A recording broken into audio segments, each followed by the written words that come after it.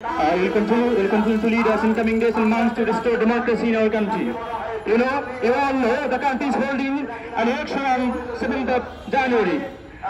As the election is looming, as the election day is looming, we can see the main opposition BNP and other major political parties are not taking part. In Bangladesh, there had been a long-standing practice, a long-standing tradition of holding the election in a festive and cheerful mood. But what we've been observing is the election. The campaign of election has turned into fear and violence. As you have seen in this election, the governing Awami League endorsed candidates and their dummy candidates, which we have never seen before in the past, are fighting with each other and punching each other and killing their supporters and well-wishers and activists in some electoral areas. Hence the people of Bangladesh and our friends at home and abroad have wanted a free, fair, credible and participatory election for the last more than 10 years.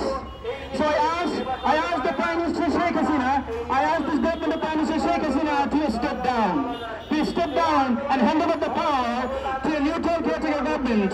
And that government did hold an election within under 2 years, creating fair electoral environment.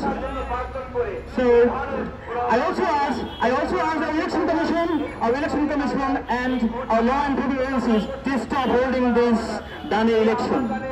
So what happens? If the election is held as it looks like on 7th of January, there will be a crisis. There will be a crisis in our politics, there will be a crisis in our diplomacy with the USA, UK, European Union and other major powers of the world.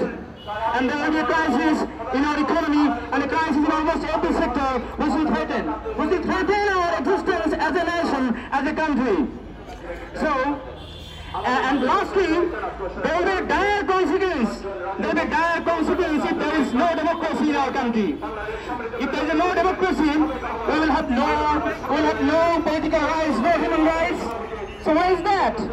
Well, imagine for once what will happen to human rights when our Nobel laureate, Professor Dr. Muhammad Yunus, has been subjected to judicial harassment for last many years. And lastly, he has been the victim. So I ask the people of all walks of life in our country to participate in this movement to restore democracy. And last but not least, I ask our foreign friends, our diplomatic friends, to continue to support this movement to restore democracy in our country. Thank you. Thank you very much.